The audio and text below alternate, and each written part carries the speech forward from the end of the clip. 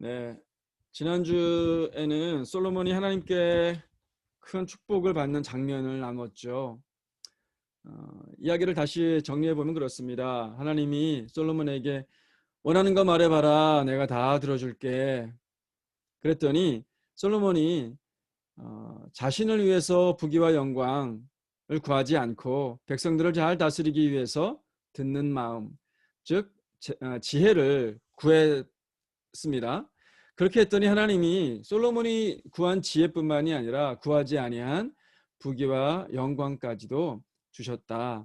그것이 겉으로 보는 그런 이야기예요. 여기서 얻을 수 있는 교훈이 뭐라 그랬습니까? 하나님께 복 받으려면은 하나님이 기뻐하시는 기도를 드려야겠다. 그런 건가요? 그게 아니라 그랬죠. 우리가 드리는 기도는 거래가 되어서는 안 됩니다.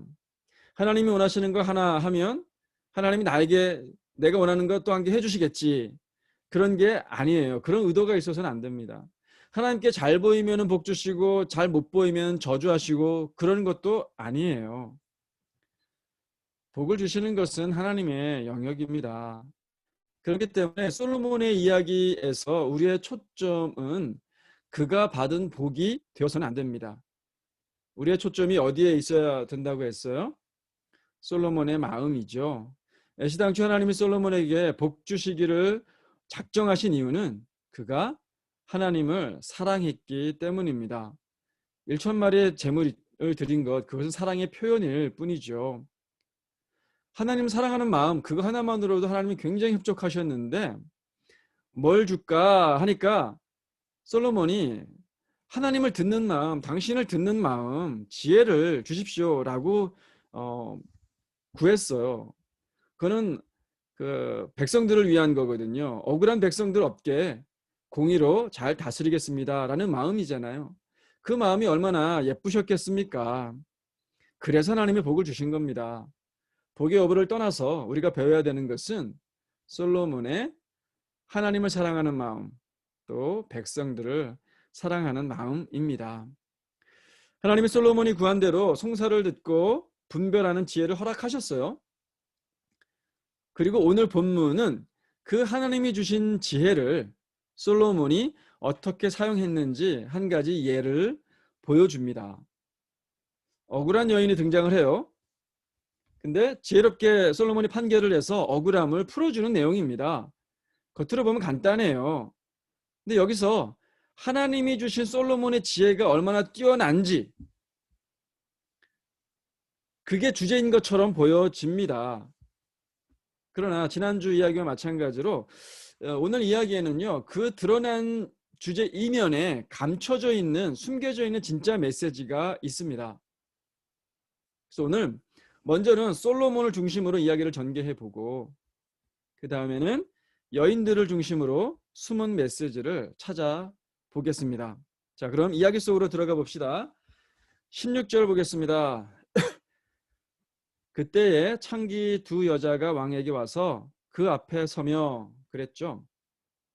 두 명의 창기가 왕 앞으로 나옵니다. 뭔가 억울한 일이 있어서 솔로몬에게 판결을 내려주십시오 라고 요청하기 위해서 찾아온 거죠. 본문에는 과정을 생략했지만 그 당시에 아무나 뭐 재판받고 싶다 그래가지고 왕 앞에 나갈 수 있었던 것은 아닙니다. 왕이 모든 재판을 다 판결을 내리려 그러면은 너무나 많은 일이 있어서 진짜 왕으로서 해야 되는 다른 여러 가지 업무들을 볼 수가 없을 겁니다. 이 당시에도 지금처럼 웬만한 재판들은 그 지역에서 지방에서 해결을 했어요. 각 지역마다 장로들이 있잖아요. 그리고 제사장들이 있잖아요. 그들이 재판을 담당을 했습니다. 그런데 재판 중에 정말 판결을 내리기가 어려운 그런 케이스들이 있을 거 아니겠습니까? 뭐 예를 들어서 증거도 없고 증언도 없고 증인도 없고 그러는 케이스들은 정말 판단을 내리기가 어렵단 말이에요. 그럴 때는 지금처럼 이제 상고법원으로 올려보내는 거예요. 예루살렘으로 올려보냅니다. 예루살렘 성으로 오면은 성문 앞에서 또 장로들이 재판을 엽니다. 물론 때때로 왕이 성 앞으로 나와서 잠깐 재판을 내리는 경우도 있지만 대부분은 장로들이 그 일들을 감당을 해요. 근데 장로들이 보기에도 이건 진짜 어렵다. 이건 판결을 내리기가 어렵다. 그러면 비로소 왕 앞으로 예루살렘 성 안으로 들어갈 수 있도록 하죠. 자, 두 여인이 왕에게 왔다라고 하는 것은 그만큼 판결을 내리기가 어려운 정말 까다로운 문제가 있었구나 라는 것을 암시하는 거예요. 자, 그럼 문제가 뭔가요? 한 여자가 말합니다. 왕이시여, 나와 이 여자는 한 집에서 삽니다. 그런데 제가 얼마 전에 아들을 낳았습니다.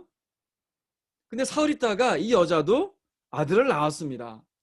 그 집에는 저희 둘밖에 없습니다. 하루는 저 여자가 밤에 자다가 자기 아들 위에 누워서 아들이 질식사했습니다. 아들이 죽었어요. 그런데 저 여자가 제가 자고 있는 사이에 자기 죽은 아이와 제 아이를 바꿔치기를 했습니다. 아침 일어나서 제 아들에게 젖을 주려고 하니까 아이가 죽어 있습니다. 근데 가만 보니까 제 아들이 아닙니다. 제 아들은 저 여인의 품에 안겨 있었습니다. 그런데 너무나 뻔뻔하게도 저 여인은 사나이가 자기 아들이라고 하고 죽은 아들은 제 아이라고 우깁니다. 왕이시여, 제발 이 억울함을 풀어 주십시오. 제가 쉬운 말로 살짝 각색을 해봤어요. 자, 문제가 뭐였습니까? 이게 참 어려운 문제예요. 왜냐하면 증거도 없잖아요. 둘밖에 없었다고 하니까. 증인도 없어요. 두 여인의 주장만 있을 뿐입니다. 왕 앞까지 가지고 올 정도로 판결을 내리기가 어려운 문제였습니다. 이 문제에 대해서 솔로몬이 어떻게 합니까? 이 여자는 말하기를 산 것은 자기 아들, 죽은 것은 저 여자의 아들이라고 하고, 저 여자도 똑같이 산 것은 자기 아들이라고 하고 죽은 것은 저쪽 여자 아들이라고 하는구나. 자, 이렇게 하자. 칼을 가져와라. 저 산 아이를 둘로 나누어서 반은 이 여자에게, 반은 저 여자에게 주어라. 여러분들, 이 판결을 처음 딱 들었을 때 좀 이상하게 들리지 않습니까? 아니, 무슨 판결이 저러냐. 지혜로운 왕 맞나? 이거 분명히 억울한 일이 있기 때문에 엄마를 찾아주라고, 진짜 엄마를 찾아주라고 왔는데 이거 뭐 아이를 죽이려고 그러네? 이런 생각이 들 수가 있어요. 그러나 우리는 금방 이 판결이 왜 지혜로운 판결인지를 알게 됩니다. 26절. 그 산 아들의 어머니 되는 여자가 그 아들을 위하여 마음이 불붙는 것 같아서 왕께 아뢰어 청하건대 내 주여 산 아이를 그에게 주시고 아무쪼록 죽이지 마옵소서 하되 다른 여자는 말하기를 내 것도 되게 말고 네 것도 되게 말고 나누게 하라. 두 여인의 반응이 완전히 다릅니다. 한 여인은 막 마음이 불붙는 것 같습니다. 아이를 죽이지 말고 차라리 저 여인에게 주십시오. 그런데 다른 여인은 차라리 잘 됐습니다. 내 것도 되지 말고 저 여인 것도 되게 마십시오. 그냥 차라리 나눠주십시오. 진짜 어머니가 드러나는 순간이죠. 아들을 반씩 쪼개가지고 반씩 나누는 거, 이건 아이를 죽이는 행위잖아요. 그걸 가만 보고 있을 어머니가 어디 있습니까? 비록 내 품을 떠날지라도, 비록 내가 더 이상 그 아이를 함께 하지 못할지라도 그 아이를 살릴 수만 있다면 그렇게 하십시오. 아이의 생명이 가장 중요한 거예요. 이 어머니의 마음이 어땠다고 그랬습니까? 마음이 불붙는 것 같아서. 이 마음으로 번역된 히브리어 라함은요, 창자라는 뜻을 갖고 있습니다. 직역을 하면 이런 거예요. 창자가 끌어올랐다. 창자가 끌어올랐다는 뜻이에요. 마음 깊숙한 곳에서부터 올라오는 자식을 향한 사랑입니다. 뜨거운 사랑이에요. 친어머니만 가질 수 있는 사랑입니다. 어떤 엄마가 자식이 칼로 죽임을 당하는데 마음이 막 평온할 수가 있겠습니까? 오장육부가 뒤집어지는 감정의 소용돌이가 올라올 겁니다. 이 세상에 있는 모든 것들을 다 포기하고서라도 그 아이만은 살리고 싶은 게 부모 마음 아니겠습니까? 솔로몬은 여인도 아니고 아이를 낳아본 적도 없어요. 근데 이 어머니의 모성애를 이해하고 있었고 그것을 끌어내서 진짜 어머니가 누군지를 밝혀냅니다. 27절 왕이 대답하여 이르되 사나이를 저 여자에게 주고 결코 죽이지 말라. 저가 그의 어머니라. 진짜 지혜롭죠. 이 판결에 대해 성경은 이렇게 평가를 합니다. 28절 온 이스라엘이 왕이 심리하여 판결함을 듣고 왕을 두려워하였으니 이는 하나님의 지혜가 그의 속에 있어 판결함을 봄이더라. 이스라엘 백성들이 그에게 하나님의 지혜가 있음을 보고 솔로몬을 하나님처럼 두려워하게 됐다는 거예요. 자, 오늘 이야기가 이렇게 정리가 되는데 이렇게만 보면 솔로몬의 지혜, 또 지혜롭게 판단한 솔로몬이 부각이 됩니다. 여기서 영적인 교훈을 끌어낸다면 하나님의 지혜가 이렇게 대단하니까 우리도 솔로몬처럼 하나님을 듣는 마음을 달라고 기도해야겠다. 솔로몬을 본받아야겠다. 이 정도가 될 거예요. 그런데 과연 이 성경 저자의 의도가 그것이 전부일까? 여러분 성경을 읽을 때 제가 한 가지 염두에 두고 읽으면 좋겠다라고 말씀을 드리는 게 늘 있죠. 가장 첫 번째 생각나는 것이 아마 여러분들 그걸 거예요. 컨텍스트를 봐라. 앞뒤의 흐름을 봐라.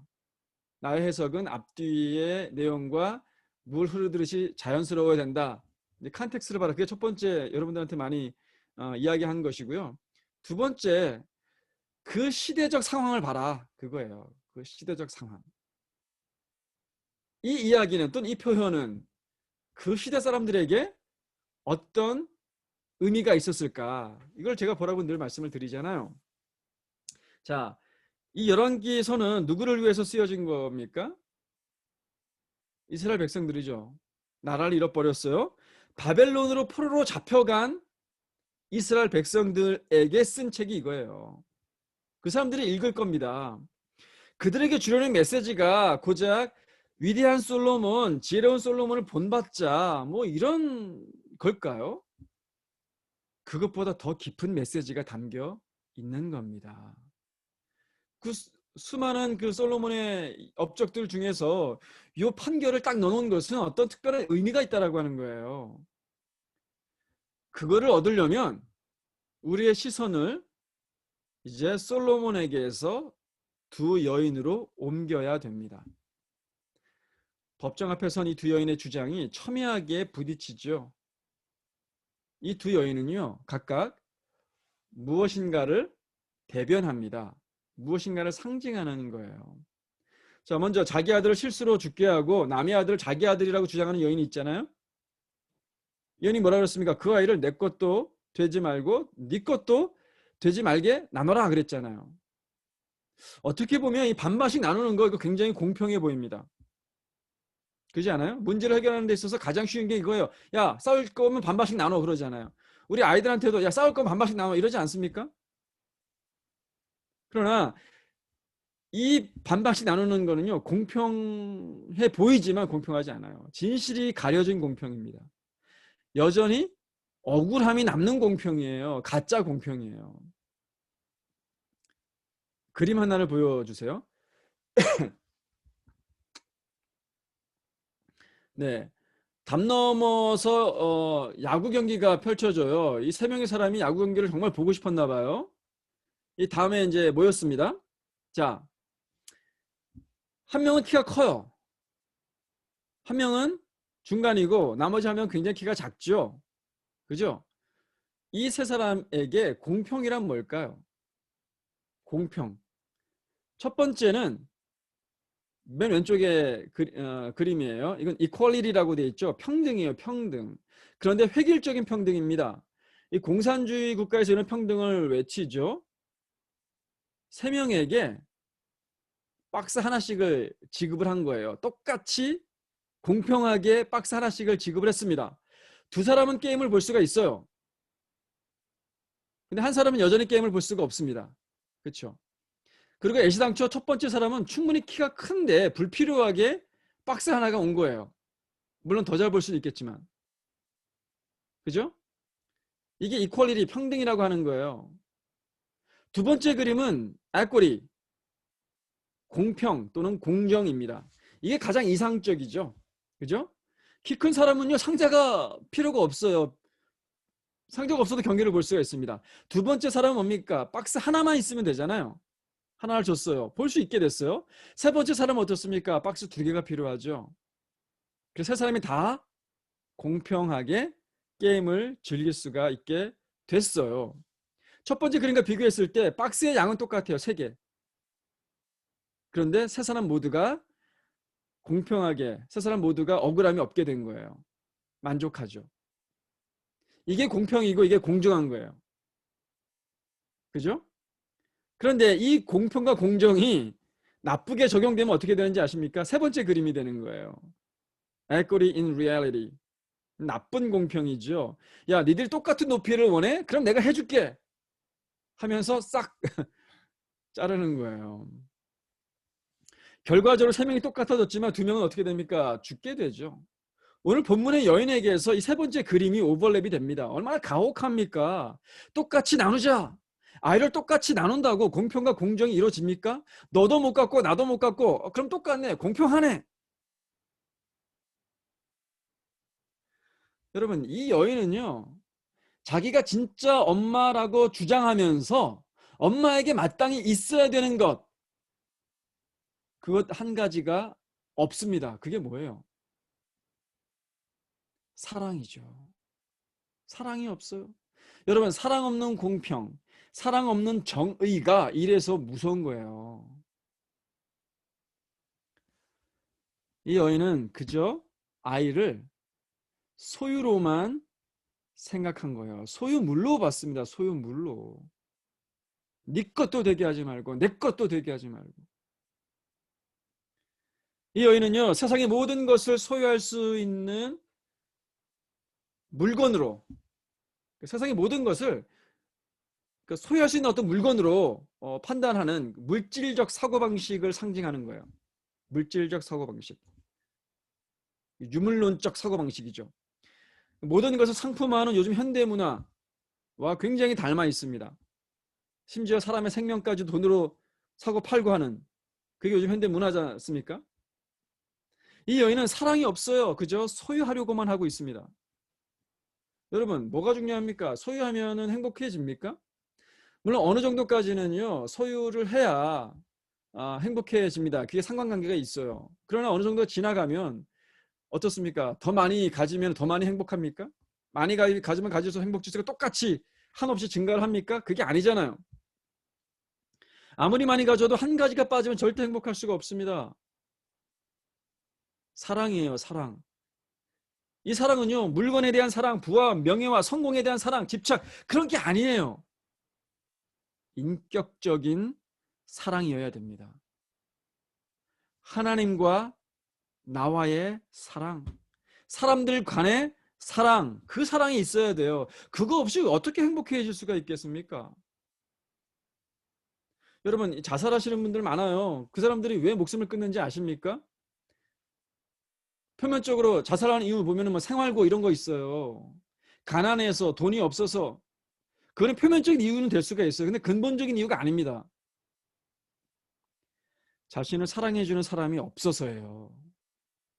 사랑을 주고 사랑을 받을 때 인간은 비로소 인격체가 됩니다. 인격체가 되었을 때에는 그 인격을 파괴시키고 싶은 마음이 안 드는 거예요. 사람은 사랑을 주고 받을 때 비로소 사람이 되는 겁니다. 자존감이 높아지는 거예요. 삶의 이유가 생겨요. 목표가 생깁니다. 삶의 생기가 돋게 되는 거예요. 사랑을 잃어버리잖아요. 그러면 인간은 인간이 아니라 괴물이 되어버립니다. 이 여인은 가짜 엄마가 분명합니다. 자, 그렇다면 이 진짜 엄마는 무엇을 상징합니까? 결론적으로 말씀을 드리면 하나님의 사랑을 상징합니다. 이 11개 독자가 누구라 그랬습니까? 이스라엘이라 그랬잖아요. 이스라엘 백성들. 나라를 잃어버렸습니다. 쫄딱 망했어요. 고향을 떠나서 이국 땅으로 포로로 잡혀갔습니다. 종처럼 살 수밖에 없는 사람들이에요. 자유가 없습니다. 그들에게 소망이 있을까요? 소망이 없습니다. 절망 가운데 있어요. 왜 나라가 망했습니까? 그들이 하나님 버리고 우상을 섬겼기 때문이에요. 하나님의 말씀대로 살지 않고 자기의 마음대로 살았기 때문입니다. 그런 그들에게 하나님이 심판하신 거잖아요. 이국 땅에서 이스라엘 백성들이 어떤 생각을 했을까? 우리 죄 때문에 우리가 심판받고 이렇게 망한 거 알겠다. 근데 혹시 하나님이 영영 우리를 버리신 것은 아닐까? 그런 두려운 마음이 있었을 겁니다. 그런 상황에 있는 이스라엘 백성들에게 이 열왕기를 쓴 거예요. 그런 상황에 있는 그들에게 열왕기 저자는 하나님의 마음을 보여줍니다. 이 여인이 바로 하나님이다. 이 여인의 불같이 타는 불붙는 마음, 자녀를 향한 뜨거운 사랑, 그 사랑이 바로 너희를 향한 우리 하나님 아버지의 사랑이다. 그거를 보여주고 있는 거예요. 여러분, 인류의 역사를 보잖아요.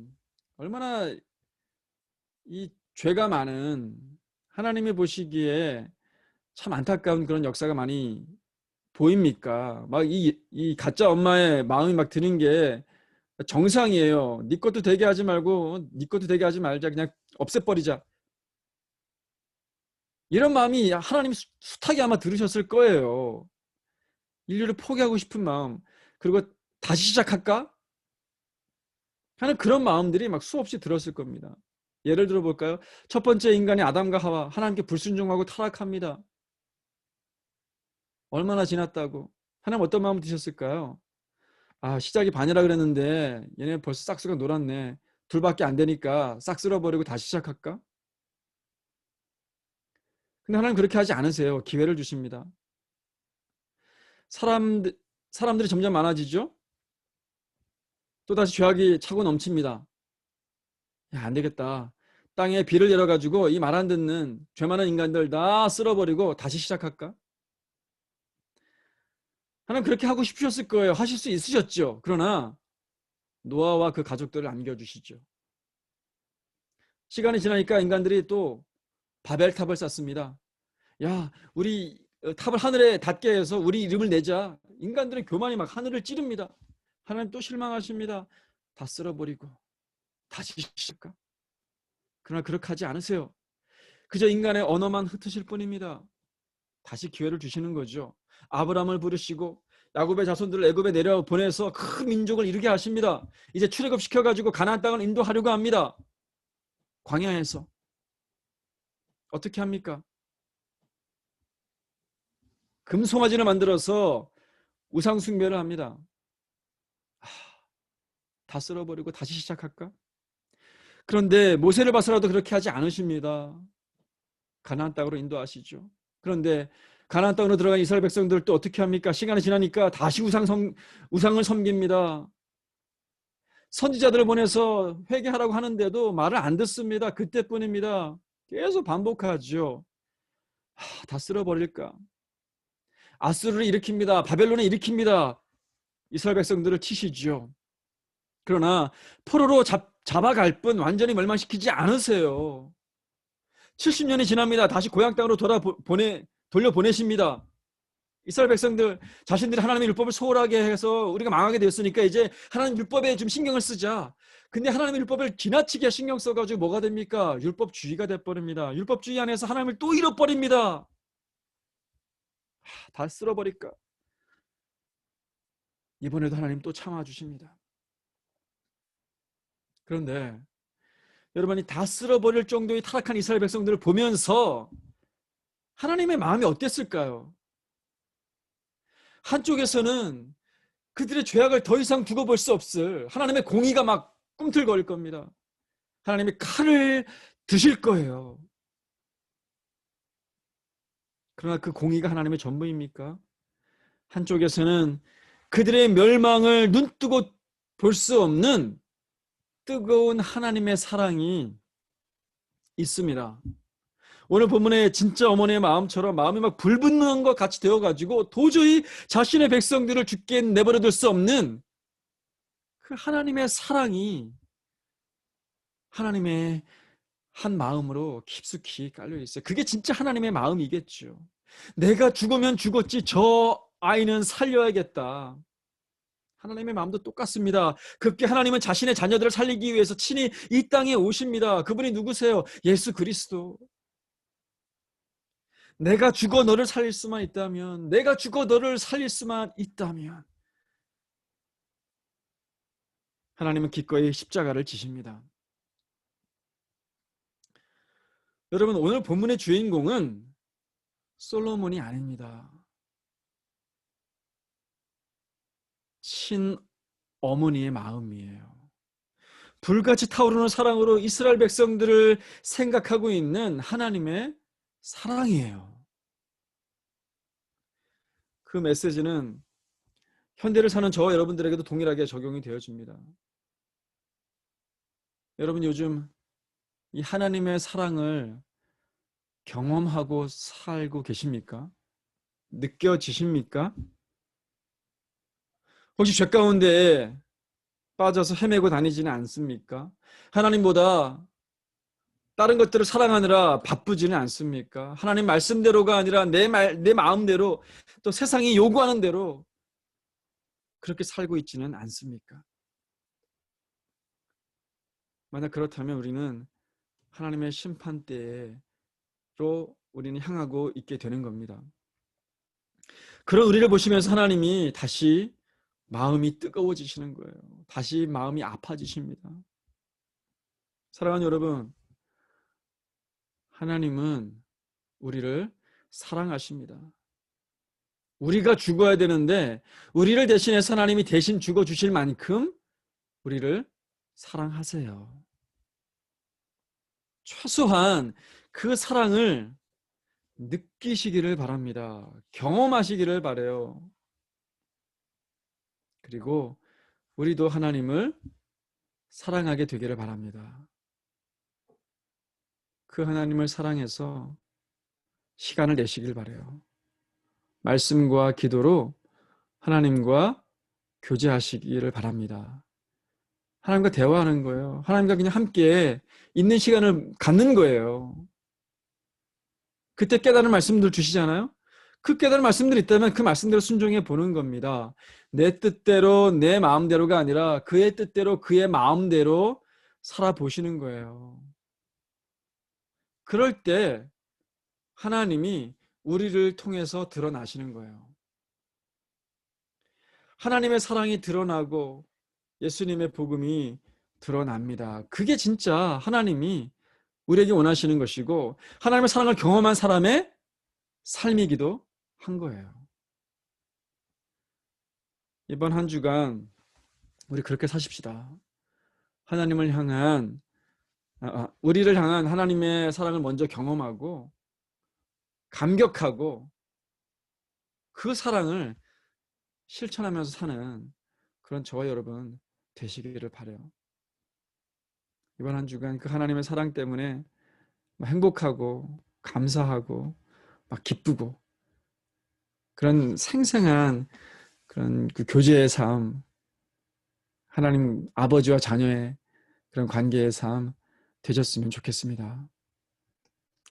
같이 기도하십시다.